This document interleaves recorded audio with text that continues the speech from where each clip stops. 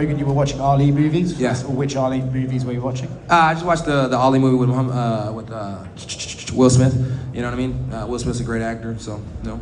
Do you find when you're talking there, it almost alleviates some of the pressure for you because you're having more fun while you're doing it? No, I mean, I've heard that statement before about like pressure and stuff like that, but it's like I don't really have much pressure for a fist fight. Fist fight's a fist fight, you know, so. But no, just casual conversation rules the nation, and at the end of the day, it's like I just like to talk. My grandpa used to call me Jabba Jaws growing up, and I don't think much has changed. Speaking of conversation, you seem to have quite a long one with Vicente in the cage afterwards and with his coach. What exactly were you saying to him? It's like I forgot that Brandon Allen was with, he wasn't with them back in the day, but Brandon Allen beat me, and then Derek Brunson beat me, and as far as I'm concerned, that was always Henry Hooft guys. So it was just like, I was telling Bob and them getting ready for the fight, I was like, we ain't beat no Henry Hooft guys yet. So I just really wanted to beat a Henry Hooft guy. I'm a big fan of Henry Hooft, you know, it's like, I've always been a fond of the coaches, you know, not just so much the student, you know what I mean? It's like the student's only half the problem. The coach is usually the biggest problem. And for somebody like Henry Hooft, he's an amazing coach. So to be able to go in there and to beat a Henry Hooft fighter, to me, means a lot. And a lot of people who want to fight Colby Covington have personal issues with him for some of the things he does. I don't. I was about to say, I don't feel like you do really care about other videos talk, but it might be one of the most entertaining lead-ups to a fight we've had in a while. Yeah. Is that part of the reason you're interested in? Yeah, I think it'd be a good one. It's like, I know they're doing like the Ultimate Fighter House right now with Daniel Cormier and Chael Sonnen, but to be honest with you, it's like they could really cancel that one. You know, it's like they could just do me and Colby. I mean, it's like me and Colby could do whatever. It's like anything you guys wanted to do with me and Colby, it would sell. You know, it's like it could be fun, it could be a lot of shit talking, it could be whatever the case it needs to be, but I think me and Colby does numbers, you know, it's like we'd be the highest fight night, and if we were on a pay-per-view co-main event, it's like we'd help sell that thing out. You wouldn't even need a stacked undercard. And the last one from me, Themba Garimbo tweeted, Kevin Holland, you're officially on my hit list, you don't do my daddy like that. Oh, that's the guy that Vicente Luque beat last time. Yeah, I don't think I'm on his hit list. That guy's so far down the totem pole, it's ridiculous. He only gets a clout name because The Rock likes him. Vicente entered this fight, he had the most Darce choke wins in the UFC. Now you're one behind him, so I guess how good does it feel to just not beat him, but beat the guy that, I don't know, you're obviously not chasing him with that, but he's the guy above you. No, he has dark chokes, the dark choke all day long. That's him, he's the man for that. I call mine the dark man choke, and I'm not gonna stop doing that. So it's like Vicente Luque does a good job of Brazilian Jiu-Jitsu, and I think I should do a good job of American grappling, so it's a little different. Well, and you said you want to, what, like 5-6 fights this year. So if they come with Colby fights once, maybe every few years. So that's his problem, not mine. I was gonna say welterweight has been incredibly active. Like, if Colby just doesn't want to fight this year, I guess there's other guys. Yeah, there's other guys. But I guess when would you want to fight? I mean, realistically, it still sounds good. I don't really want to fight on El Noche because it's in Texas, and Texas needs to, you know, they need to fix their marijuana rules, to be honest with you, with the commission. So that means I'd have to take longer off from smoking, which sucks, but I mean, I'd do it. It sucks because it's the summertime too, and I like smoking in the summer, but it's hot as fuck in Texas, so it's probably not good to smoke in the summer. So I could take a little time off. I think Peratas makes a lot of sense too. That's his name, right? Yeah, the one that just lost to Ian. He makes a lot of sense for El Noche card as well. So there's a few guys that make sense for the El Noche card, but Colby makes a lot of sense, period. Does it matter? Do you want a main event? Do you want 5 rounds or just whatever they give you? No, I don't think I really need 5 rounds. It's like, you guys all know Derek Lewis is my big brother, and we both preach on the same thing. Nobody wants to do extra rounds. It's like, if you guys have never been to Main Street and trained, it's hot as fuck in there, and it's about to be the summertime. I don't want to do an extra 2 rounds in there. You know what I mean? It's like, Bob's already gonna kill me. I don't need no more than that. Well, Josh Van was in here, and he wants the main event against Brandon Moreno. So he can have it. Yeah, I was gonna say, like, there you go, Colby. Yeah, I'll co-main all day. I'm a big fan of Josh Van. I mean, I like the way the kid fights. He trains at a 4 ounce, and 4 ounce is just kind of like a 4 ounces is really Bob's gym. Bob just doesn't claim it like he's supposed to, so it is what it is. But at the end of the day, it's like we're all family, and if Van's main event, I don't have a problem being co-main. I don't have a problem opening up the fight every fucking time. It don't bother me. See Mike Tyson and Andre Ward cage side? Oh, Mike Tyson was cage side? Damn, I missed it. Like, he's right next to President Trump. Damn, I didn't even say nothing. That's the second time that Tyson's been right there and I didn't say nothing to him. Well, I feel like I must be scared of the nigga or something. Well, I feel like you could probably talk to someone and get next to Mike Tyson by the end of the night. Yeah, you know, Mike Tyson's a legend. It's Iron Mike. I don't want to bite my ear off or knock my head off, so I see him, I go the opposite way.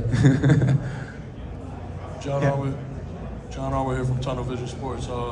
Today you came out to Big X the Plug. You know, in the past you've come out. You said today I came out to what? To Big X the Plug. No, I didn't. What's that? That was Young Boy. That was Young Boy? Okay, in the past you've also come out to Young Boy. Yeah.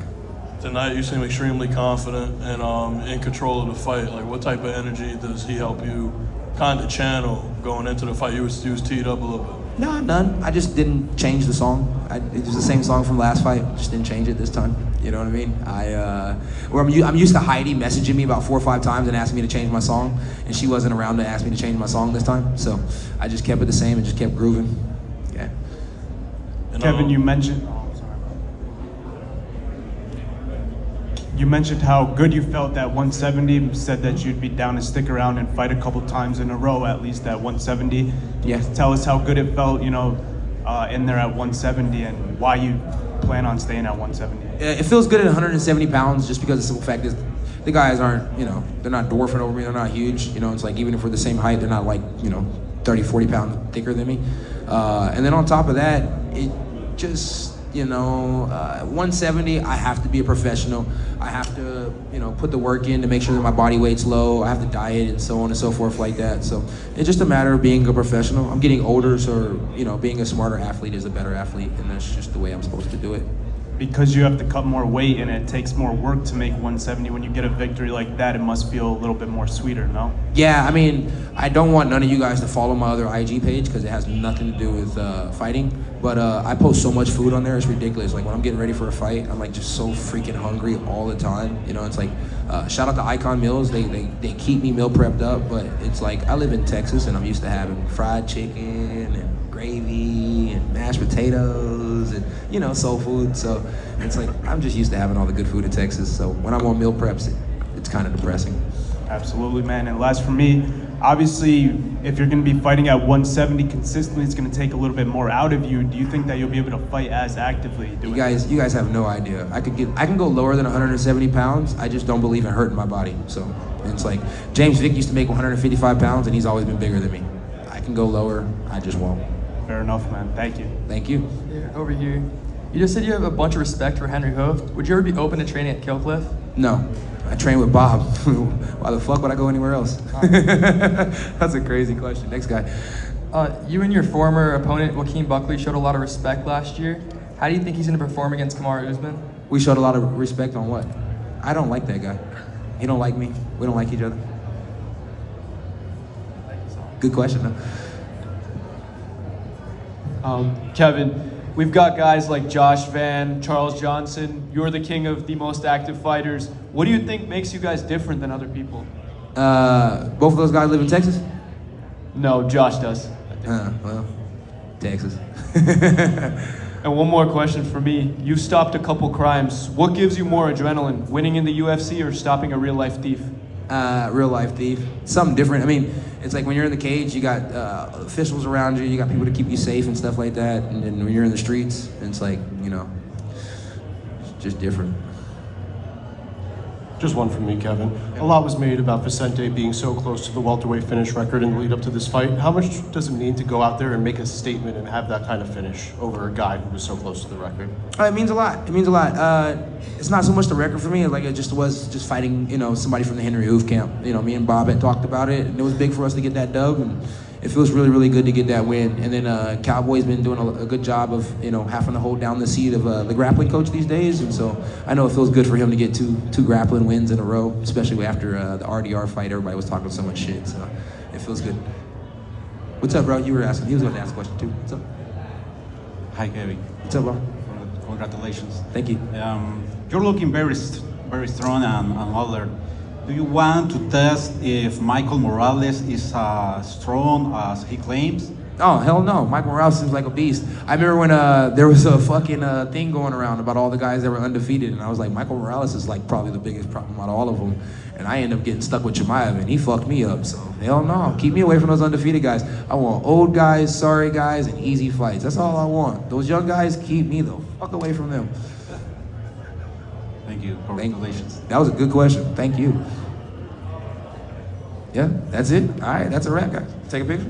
Yeah. Yep.